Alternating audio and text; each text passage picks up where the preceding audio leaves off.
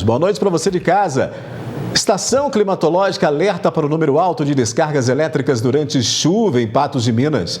Polícia localiza veículos furtados e apreende armas de fogo e também munições e mais. Polícia Civil responsabiliza pilotos por acidente que matou a cantora Marília Mendonça.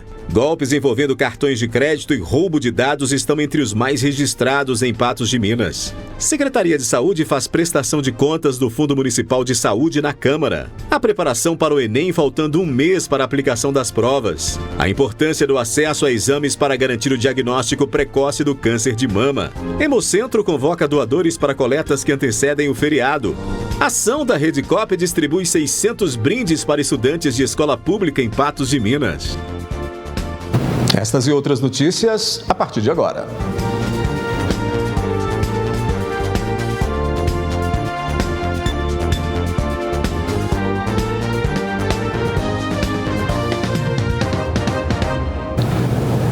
A Polícia Civil de Minas Gerais concluiu o inquérito sobre o acidente aéreo que matou a cantora Marília Mendonça e a equipe dela.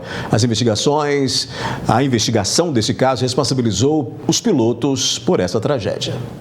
O acidente que causou a morte da cantora Marília Mendonça foi provocado por imperícia e imprudência dos pilotos que conduziram a aeronave. O avião caiu no dia 5 de novembro de 2021, em Piedade de Caratinga, e resultou na morte da tripulação e de parte da equipe da cantora. Abiciele Silveira Dias Filho era tio e assessor da cantora, e Henrique Ribeiro, produtor da artista. O piloto Geraldo Martins de Medeiros Júnior e o copiloto Tarciso Pessoa Viana seriam indiciados por homicídio culposo.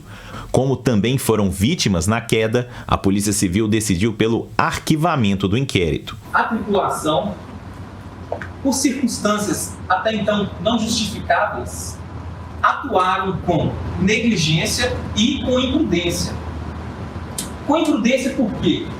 Por ter alongado a perna do vento, mais do que o proposto pelo manual de operação e pelo procedimento padrão.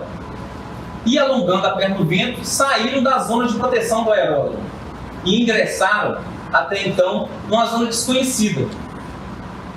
Só que, nas cartas da Aeronáutica Mundial 3189 e na Carta Aeronáutica de Pilotagem 9453, havia a previsão dessa linha de transmissão.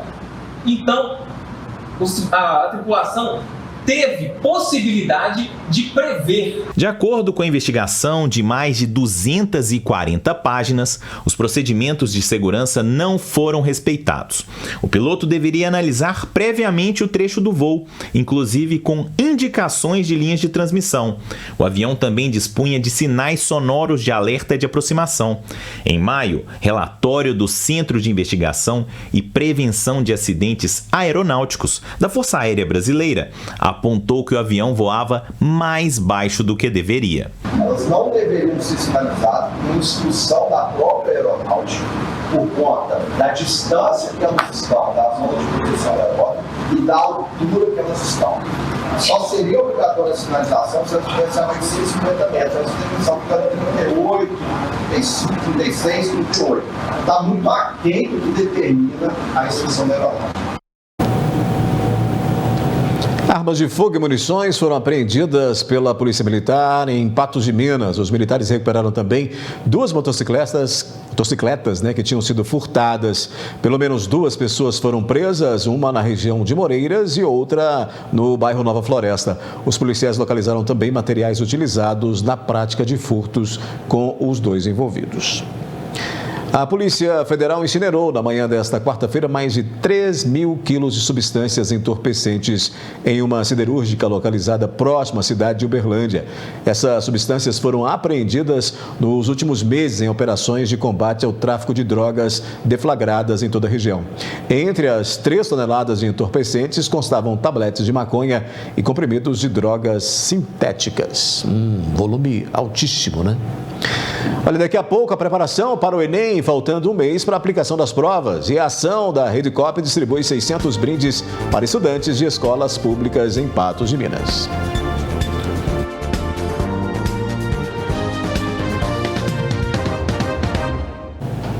Agora sim. As provas do Enem 2023 serão aplicadas nos dias 5 e 12 de novembro e o último mês de preparação é ainda mais intenso para os candidatos. O Exame Nacional do Ensino Médio acontece todos os anos e é uma forma de testar os conhecimentos dos alunos que estão prestes a se formar na escola e ingressar nas faculdades de todo o país. Nessa reta final, cronogramas de estudo e uma preparação psicológica são dois pilares importantes que não podem ficar de fora da rotina dos estudantes. Focar mesmo nas matérias que são mais cobradas, justamente porque o Enem é uma prova que tem um perfil e geralmente esses assuntos, né, eles se repetem ao longo dos anos. Então, se você vê um assunto que é muito cobrado e que você não tem o domínio sobre ele, então agora é a hora de dominar esse assunto. Um dos quesitos mais importantes da prova é a redação. Todos os anos, o Enem traz temas importantes para serem discutidos, servindo como uma oportunidade para os alunos demonstrarem o seu domínio em assuntos do cotidiano. É muito importante você saber o que deve ser feito, né, na introdução, no desenvolvimento, na conclusão, mas eu acho que acima de tudo é você ter repertório, né? Repertório para que qualquer área que seja cobrada no Enem, você consiga discorrer no seu texto com bastante facilidade. Independente dos motivos que levaram os alunos a realizarem a prova, o importante é se sentir confiante e preparado. Estou no segundo ano do ensino médio ainda e eu decidi fazer o Enem agora porque é uma prova muito grande, então de certa forma você tem que ter estratégia. Então vou fazer esse ano para conhecer a prova e ano que vem, como é valendo, ter mais tranquilidade. Eu pretendo fazer o Enem porque eu quero cursar medicina, eu tenho interesse em uma federal e esse ano vai ser a primeira vez que eu vou fazer. Eu estou um pouco ansiosa, mas eu também estou confiante. Eu quero ou uma bolsa numa escola particular ou eu quero ir pro federal. Hoje eu me sinto muito mais preparada, né? Sempre tem aquele nervosismo e tal, mas eu me sinto muito mais preparada do que antes. É importante estar atento à documentação necessária para a realização da avaliação e o que é permitido ou não dentro das áreas de prova. É primordial que os estudantes já estejam atentos também aos locais de realização da prova para que cheguem com antecedência. Primeiro que tem que ser caneta transparente, preta, né? Não pode ser outro tipo de caneta, tem que levar o documento. Não usa lápis, não usa borracha, garrafinha tem que ser transparente, pode levar alimento, né? Também, porque a prova ela é extensa, né? Tem um período muito longo de prova, mas eu acho que o mais importante é o antes, nem é o dia da prova, né? Se fazer atividade física, né? Desacelerar um pouco, né? A atividade física acaba que ajuda também na questão da ansiedade e tudo mais, para que no dia ele esteja realmente bem, né? E se sentindo bem. Não comer nada de diferente, né? Para não ter perigo de dar um piriri no dia da prova e tentar se organizar também para chegar com antecedência no local de prova, porque pode acontecer imprevistos, né? E ninguém quer ser um dos atrasados do Enem, né? Estudantes de uma escola pública de Patos de Minas participaram de uma experiência que utilizou truques de mágica como forma de explicar o empreendedorismo. Várias crianças com olhos atentos para um palco. E o que tem no palco? Um mágico. Porém, as mágicas são com propósitos diferentes das convencionais. As mágicas são como uma forma de empreender. Nós recebemos de presente uma palestra sobre empreendedorismo, né? Que nós tratamos da magia do empreendedorismo na escola. Cerca de 470 alunos do 1º ao 9º ano acompanharam as palestras. As mágicas fazem parte da Semana da Criança na Escola Jacques Correia, que segue funcionando em local provisório. O impacto é muito significativo porque eles vão ter noções através da mágica, né, que ele está propiciando para as crianças, ensinando as características de como deve ser o empreendedor, né, de surpreender, de encantar. E ele utiliza de vários recursos, né, de materiais diversificados, bem no concreto, para as crianças entenderem o que é ser um empreendedor e suas características, né? E o que ele pode alcançar. E principalmente, né, um dos objetivos dele, ele está trabalhando com as nossas crianças, que cada um pode sonhar e pode querer estar em qualquer lugar, dependendo da vontade e do tamanho do sonho que ele tiver. A palestra com o mágico acontecerá também em outras escolas municipais de Patos de Minas. Uma forma de incentivar as competências empreendedoras das crianças de uma forma lúdica com a palestra do Marcelo. Diferente de uma palestra que é só fala, com a mágica, ela tem um estímulo visual, então ela agrega aquilo e pode replicar depois o que ela aprendeu na palestra. A Redicop realizou nesta quarta-feira a entrega de 600 sacolinhas surpresa para estudantes da escola Professor Aristides Memória, antecipando, portanto, as comemorações do Dia das Crianças. A Redicop Patos de Minas é um grupo formado por 14 cooperativas que visa propagar o cooperativismo por meio do desenvolvimento socioeconômico da comunidade.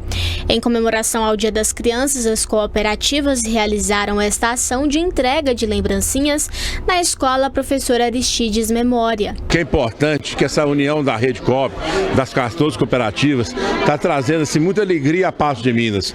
E agora no mês de outubro para as crianças. A intenção nossa é motivar essas crianças, abraçá-las, né? E dizer que o braço da educação do cooperativismo é muito importante.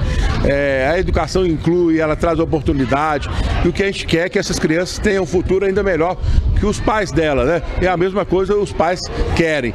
Eu sou pai também de um casal, do Henrique e da Natália, hoje adultos, né? Já estão entrando praticamente no mercado de trabalho, mas foram crianças também, e eu sei que a alegria desse mês, da esperança de dias melhores, do aconchego da presença dos pais na escola, dos amigos. Foram doadas 600 sacolinhas surpresas para os alunos, além da presença dos mascotes de algumas das empresas.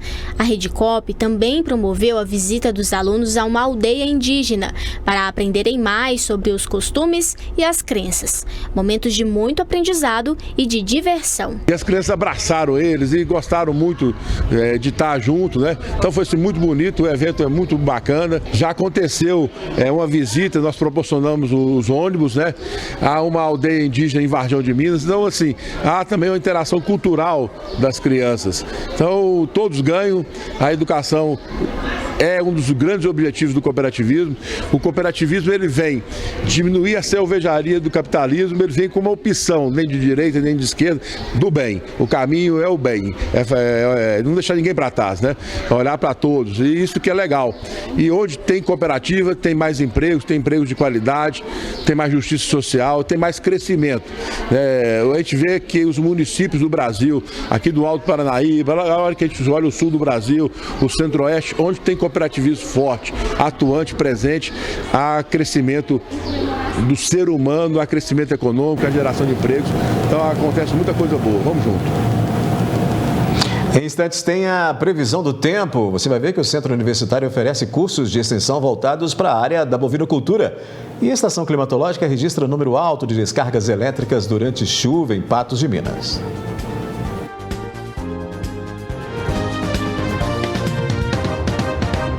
O Centro Universitário de Patos de Minas vai oferecer até o mês de dezembro 4 cursos de extensão voltados para a área da bovinocultura.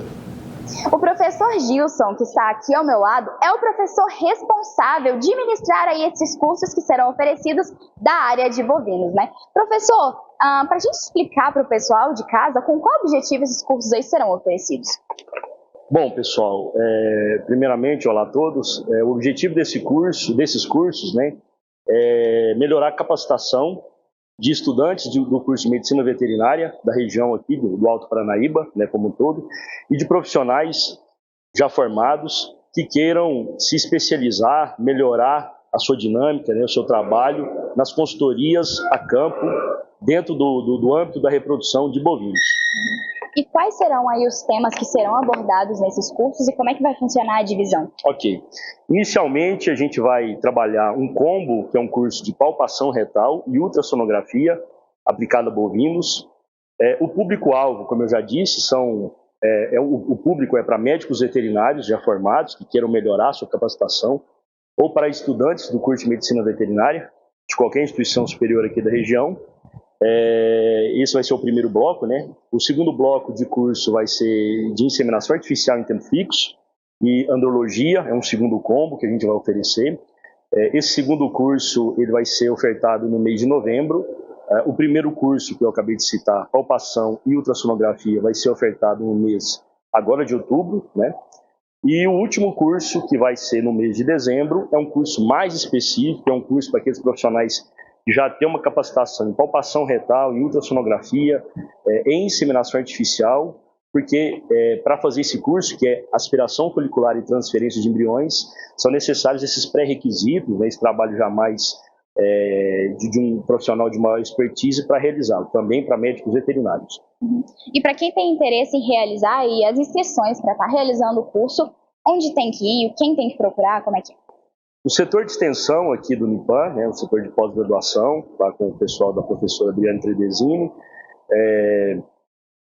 Só lembrando um detalhe que eu acho importante frisar, que nós solicitamos para todos os inscritos a sorologia antirrábica, né, é um cuidado que nós temos. O aluno está apresentando esse exame sorológico para a raiva para estar utilizando os ambientes de aulas práticas que o Unipan oferece. Lembrando que esse curso vai ser ministrado nas dependências do Unipan e também nas fazendas parceiras. Hoje a gente tem 4 fazendas parceiras de propriedades rurais, de proprietários rurais particulares, justamente para trazer essa realidade profissional, né, o que acontece no dia a dia. Então a gente vai trabalhar em fazendas que têm como rotina aspiração folicular, transferência de embriões, palpação retal, ultrassonografia, inseminação artificial, até para o aluno ter esse contato, né, com o setor, né, privado e com a realidade. Então é importante frisar que é necessário essa sorologia antirrábica para executar. Nesse início da primavera, em meio ao tempo quente e às instabilidades, a Estação Climatológica de Patos de Minas registrou cerca de 300 descargas elétricas em um só dia. Patos de Minas tem registrado nos últimos dias forte calor e também chuvas isoladas, que acaba trazendo junto raios e fortes ventos. Nós tivemos na tarde, nas últimas 24 horas, a precipitação de 8 milímetros. Mas o que mais chamou a atenção não foi a quantidade de chuva nessas últimas 24 horas, mas assim a quantidade de raios. Foram cerca de 300 raios durante a chuva que caiu nesta terça-feira em Patos de Minas. Do meio-dia 20 até as 17h55 caíram mais de 300 raios próximos à nossa estação e o raio mais próximo caiu a apenas 2 quilômetros de distância. Um número muito relevante, principalmente pelo curto tempo de espaço. Então, como eu disse, foi do meio-dia 20 somente até as 17h55 uma quantidade muito grande de raios próximo à nossa estação. Houve também registro de forte vento na região de Patos de Minas. Foi registrado pelo Fábio, gestor do aeroporto, na estação meteorológica que nós temos lá, rajadas de vento de acima de 100 km por hora. Isso sim é um fato muito diferente do que nós estamos acostumados para essa época do ano e para a situação. É importante a população ficar sempre atenta, com essa quantidade excessiva de raios, a mais de 300 ontem à tarde, tem rajadas de vento muito fortes. Então é extremamente importante a população ficar atenta e se cuidar quando estiver essa previsão de grandes e fortes temporais. Para os próximos dias, a expectativa é que a chuva perca um pouco de intensidade, podendo voltar a aumentar no final de semana. Para os próximos dias, nós vamos ter uma precipitação pequena. Então, para quinta e sexta-feira, nós temos a previsão, segundo o portal Weather e também do Clima Tempo, aproximadamente 8 milímetros de chuva, para sábado 10 e para domingo 15 milímetros de chuva. Pois é, as típicas pancadas de chuva da primavera, que ocorrem principalmente no fim do dia, devem continuar ocorrendo, como disse aí o climatologista, né? Devido à combinação entre aquecimento diurno e a disponibilidade de umidade que favorece o desenvolvimento destas áreas de instabilidades. Vamos aos detalhes aí na nossa previsão do tempo. Previsão do tempo. A quinta-feira deve ser de céu com muitas nuvens e pancadas de chuva e trovoadas isoladas no Alto Paranaíba e Noroeste, segundo indicam os dados meteorológicos do IMET. A umidade relativa do ar registra 50%. Em Patos de Minas, as temperaturas variam entre 22 e 31 graus. Em São Gonçalo do Abaeté, a máxima prevista é de 33 graus. Em Lagoa Formosa, variação de 21 a 31. Em Vazante, de 23 a 33 graus. E em Tiros, previsão de mínima de 22 e máxima de 32 graus nesta quinta-feira.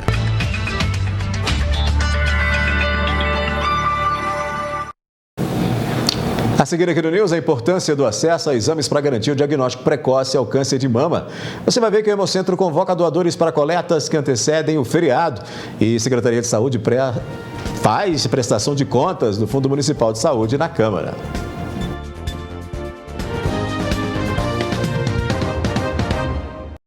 A Secretaria Municipal de Saúde apresentou na manhã de hoje a prestação de contas do Fundo Municipal de Saúde durante sessão na Câmara. Na manhã desta quarta-feira, aconteceu na Câmara Municipal de Patos de Minas uma audiência pública para apresentação da prestação de contas do Fundo Municipal de Saúde referente ao segundo quadrimestre de 2023, que vai referente de maio a agosto deste ano. Essa prestação de contas, ela ocorre a cada quadrimestre, né? A Secretaria de Saúde, através de vários setores, representantes de vários setores, vem à Câmara Municipal prestar contas, principalmente para os integrantes da Comissão de Saúde, em que eu faço parte, sou membro titular, e também para os integrantes da Comissão de Finanças.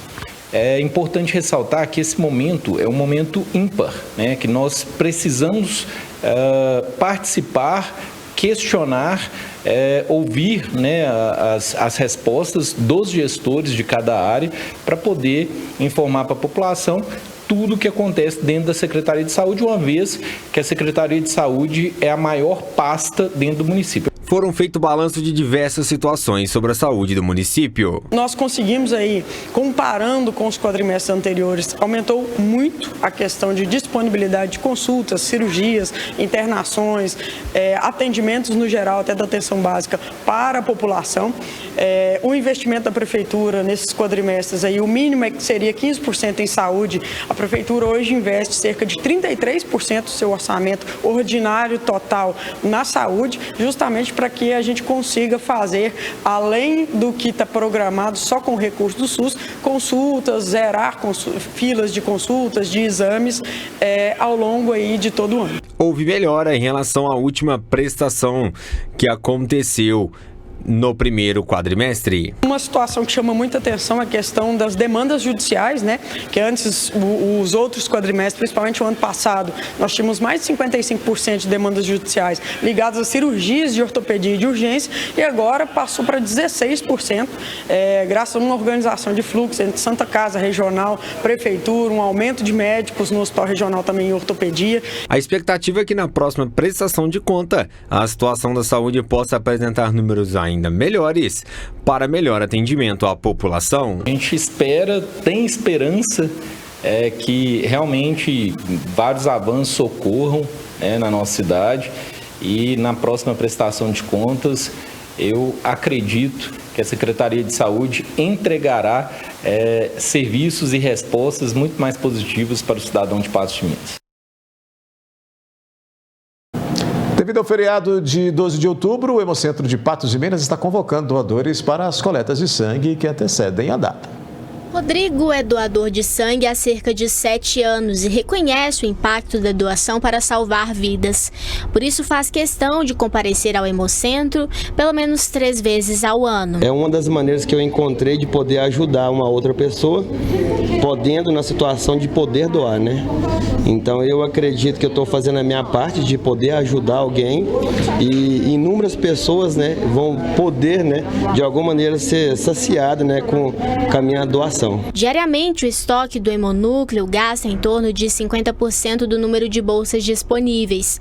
Por isso, estão sempre promovendo ações para captar mais doadores e manter a quantidade de bolsas equilibradas para atender a região. Nós temos aí uma redução constante, já faz muito tempo, desde o término da pandemia, durante a pandemia, dos grupos sanguíneos O positivo e O negativo. Então, nós temos uma necessidade muito grande de estar em plena captação constantemente desses grupos sanguíneos, e hoje não é diferente. Nós temos hoje uma redução aproximadamente de 50% nos estoques desses 2 grupos sanguíneos. Com o feriado da próxima semana, a preocupação aumenta e por esse motivo o Hemonúcleo reforça o convite aos doadores para fazerem o agendamento e ajudarem a salvar vidas. Nós nos preparamos antes, agendando caravanas, agendando municípios. Até sexta-feira a gente tem outras caravanas, tem um grupo grupo escolar de jovens e adolescentes de 16 e 17 anos que virão fazer doação na sexta-feira, cerca de 35 pessoas. Então, nós estamos tentando nos preparar para fazer um estoque legal aí nesse feriado e dar tranquilidade para toda a cidade e região. O nosso horário de coleta é assim, toda segunda-feira nós atendemos de 14h30 até às 18h30 e de terça a sexta-feira de 7 às 11 horas, né, para coleta de sangue. Sendo que na próxima semana só não vamos coletar no dia 12. Dia 13, que é a sexta-feira, nós vamos fazer a coleta normalmente. Depois do intervalo, os critérios para participar da segunda etapa do Desenrola Brasil e golpes envolvendo cartões de crédito e roubo de dados estão entre os mais registrados em Patos de Minas.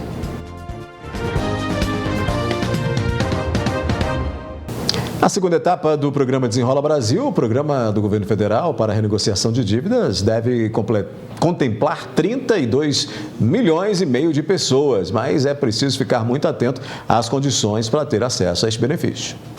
Os interessados na renegociação de dívidas devem ter uma conta nível ouro ou prata no portal gov.br.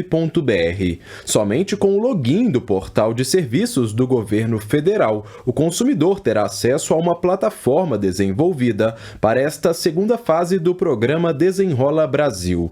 Nesta etapa, o programa pretende beneficiar pessoas com o nome negativado que ganham até 2 salários mínimos.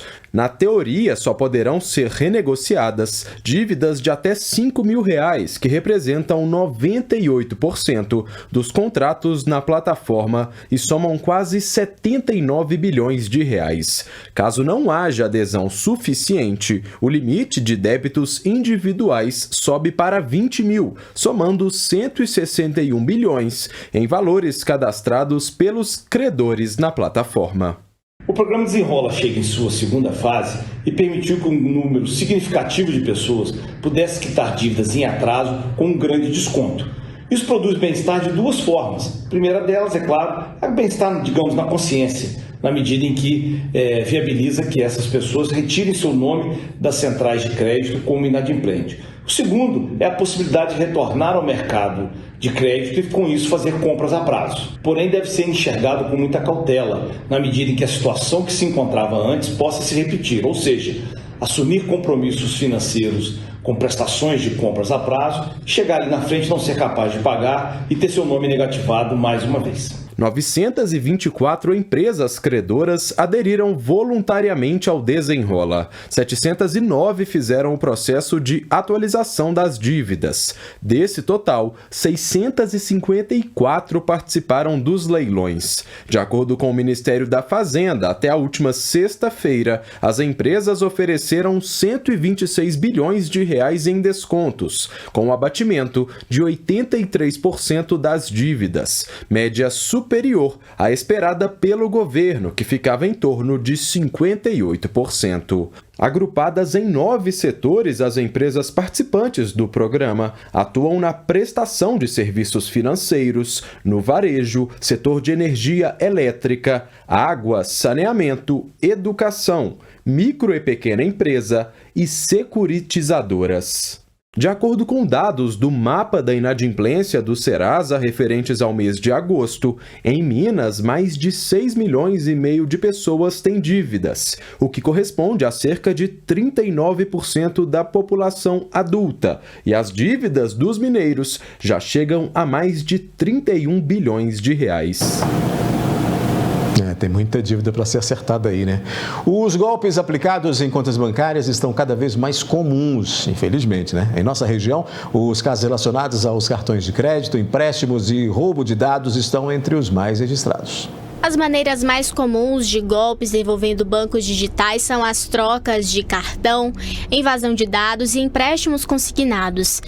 Neste último caso, o golpista oferece uma proposta para o aposentado e, por meio dos dados repassados ao estelionatário, é possível aplicar o golpe, fazendo um empréstimo no nome da vítima. Eles ligam para o consumidor para adquirir uma confiança, adquirir uma credibilidade ali com o consumidor. Normalmente eles sabem os dados pessoais do consumidor e a partir daquela conversa ele cria uma situação para colocar o consumidor em uma vantagem. E a partir disso ele vai lá, substitui o cartão, passa os dados para o consumidor e ali gera um clone de um cartão onde que o fraudatário, esse estelionatário, ele tem um acesso àquela linha de crédito e ali ele faz dívidas em nome do consumidor. Nessa era que a gente está vivendo de bancos digitais, é a questão de invasão de sistema. Acontece bastante de a pessoa criar uma situação de vulnerabilidade e de ganho para a pessoa, onde que ela liga e fala assim, ó, a gente precisa evitar de tomar um prejuízo e a gente precisa acessar seu aplicativo do banco. E aí a pessoa confirma tudo com o consumidor, pede para a pessoa baixar um aplicativo do banco, que normalmente é um software para acessar o celular dela, e a partir dali ela começa a acessar a conta bancária e fazer transações. Em casos de golpe, é necessário avaliar a responsabilidade do consumidor e da instituição bancária, para checar o que pode ser feito para reduzir o dano e até mesmo indenizar a vítima. Nesse sentido, por exemplo, o Instituto Brasileiro de Defesa do Consumidor emitiu um relatório em que analisa no documento Golpe do Celular Invadido se os bancos dispõem de mecanismos para reduzir as chances de os golpistas conseguirem ter sucesso ao tentar tirar dinheiro dos clientes. Acontece muito hoje que os bancos, os fornecedores de serviços e produtos, eles têm que precaver situações de segurança. E essa segurança, quando ela é violada por acesso de terceiros, na grande parte dos casos, considerando que não é considerada a culpa do consumidor, ela acaba gerando reparações em face do banco.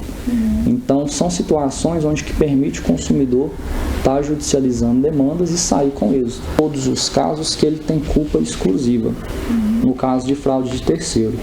Mas tem que ver o caso a caso, qual que foi a contribuição do consumidor para gerar aquela culpa exclusiva dele. Porque tem situações que são totalmente alheias do banco. Por exemplo, a gente sofreu um assalto. E nesse assalto, o assaltante com mão armada, ele me obriga a fazer determinada operação de crédito para ele ou para uma pessoa que ele vai indicar. Então, esse fato do assalto é o que a gente chama de fortuito externo. Ele é uma situação que ela é alheia da situação do banco. Agora, uma situação diferente seria eu estou aqui tomando um café na padaria, deixei meu celular aqui, esqueci ele, só porque ele é desbloqueado. E a pessoa que acessa meu celular e consegue entrar no sistema no meu aplicativo bancário, que normalmente exige digital, normalmente exige a senha ou exige até reconhecimento facial, essa falha operacional do banco, ela gera a indenização. Entretanto, a principal orientação é agir com cautela, evitando repassar dados pessoais, checando todas as informações com o máximo de critério antes de finalizar algum procedimento bancário nos meios digitais. Manter celular sempre com senha, não manter senhas salvas, senhas de aplicativos, atualizar os dados do celular sempre, alterar os dados de senha sempre. No pessoal que é beneficiário do INSS, principalmente quando são pessoas mais idosas, normalmente existe hoje analfabetos e pessoas que não assinam mais. Sempre atualizar os documentos cadastrais, porque acontece bastante de a pessoa falsificar uma assinatura de um documento, só porque quando a gente faz a demanda judicial, está lá na carteira de identidade, não assina, analfabeto. Então são situações que possibilitam uma defesa mais célere e mais garantida para aquele consumidor que foi exposto a uma situação dessa. Existe hoje medidas também, que é um site aí da Agência Nacional de Comunicações, que é o Não Me Perturbe. Você pode cadastrar lá no Não Me Perturbe, existe uma lista gigantesca de sites de telemarketing que fica oferecendo produtos para nós todos consumidores a todo tempo. Então, você pode cadastrar naquele site Não Me Perturbe para coibir esse tipo de mensagem por e-mail, de mensagem por SMS. A comissão responsável pela eleição do Conselho Tutelar de Patos de Minas divulgou hoje um balanço considerado positivo da votação que aconteceu no último domingo. O presidente da comissão de eleição considerou positivo todo o processo que resultou na eleição dos 5 conselheiros. Esse ano foi um ano diferenciado porque o TRE ele disponibilizou listas com o nome dos eleitores que estavam em regularidade até o dia 3 de junho com o próprio órgão, com o TRE. Então aquelas pessoas que estavam nesta lista fornecida pelo TRE, não foi a comissão que elaborou essa lista, foi uma lista fornecida pelo TRE. Quem estava nessa lista pôde votar. O processo até a posse dos novos conselheiros ainda se demanda algumas questões burocráticas. Nós ainda temos umas datas a serem preenchidas ainda, né, com os trâmites legais do processo de eleição. Os conselheiros eleitos, mais os suplentes, eles irão fazer um curso ainda e a posse é no dia 10 de janeiro no gabinete do prefeito. Tem que prepará-los, porque não existe uma legislação que exija uma formação, né? Então muitos que se candidatam, apesar de ter a boa vontade, as legislações específicas ainda são desconhecidas. Por mais que estude o ECA para fazer a prova, ainda tem coisa que pode ficar na dúvida. Então a gente vai proporcionar esse curso para eles poderem se inteirar ainda mais do assunto e com certeza prestar um grande serviço para Patos de Minas. Foram 4.326 votos totais, sendo que 4.285 votos foram válidos, mostrando que o trabalho para chegar até esse resultado de campanha não é fácil para se conseguir essa eleição. Domingo estava um dia até razoável, não tinha muito sol, o voto não é obrigatório, então a gente conta com familiares, com amigos, amigos de amigos, são esses que se deslocam da sua casa até a escola para participar dessa eleição. E a população não tem noção da importância que tem essa eleição para as nossas crianças. É hora da gente escolher pessoas que realmente pretendem trabalhar, pretendem fazer o melhor em prol delas. O trabalho do conselheiro tutelar é de proteger e garantir os direitos das crianças. Eu já fui conselheiro e um fato que aconteceu que eu achei até interessante, que algumas mães ligavam no conselho e pediam para que o conselheiro fosse até a residência para passar um susto no filho. O conselho tutelar não é para passar susto em criança nem adolescente, é para defender direitos, garantir direitos, proporcionar uma vida digna a essas crianças que têm direitos violados. Teve início ontem, vai até o dia 12 de outubro, a tradicional festa de Nossa Senhora Aparecida. O evento, que conta todos os anos com um grande público, terá, além das celebrações religiosas, shows e também barracas de alimentação. O evento, que todos os anos atrai um grande público, já teve o seu início com uma programação recheada de atrações. Até o dia 11. A gente vai ter a novena, em louvor a Nossa Senhora Aparecida, que começa às 18h15. E depois a celebração eucarística às 19 horas. Todos os dias a gente tem participação das comunidades, aqui da Paróquia Santa Terezinha, do Cristo Redentor, e 2 comunidades do Santuário, da Medalha Milagrosa. E logo após a gente tem um movimento de barraquinha. A festividade, que é tradicional no município, contará com as famosas barraquinhas e shows. Cada dia tem um show, vai ter o prato da noite, tem outras comidas, outros pratos, para as pessoas virem e participar conosco, festejar conosco. O valor arrecadado ao final da festa já tem seu destino. A renda arrecadada é assim, durante todo o ano a gente tem as despesas anuais, todo mês a gente tem despesa aqui na comunidade e a gente agora está com um projeto de estar comprando as cadeiras, mesas, que são 400 cadeiras, 100 mesas, o jogo completo, para o ano que vem a gente não ter esse gasto de alugar, porque a estrutura da praça a gente não ganha ela toda. A gente vai, chora um pouquinho aqui, um pouquinho ali. Então, assim, é através de patrocínio para a gente estar pagando essa estrutura. Aquele momento para poder participar e celebrar o ato da fé na comunidade de Nossa Senhora Aparecida. NTV News fica por aqui, volta amanhã. Eu te encontro mais cedo no 30 Minutos. Obrigado pela companhia. Outras notícias você acessa o portal patosjá.com.br. Até amanhã.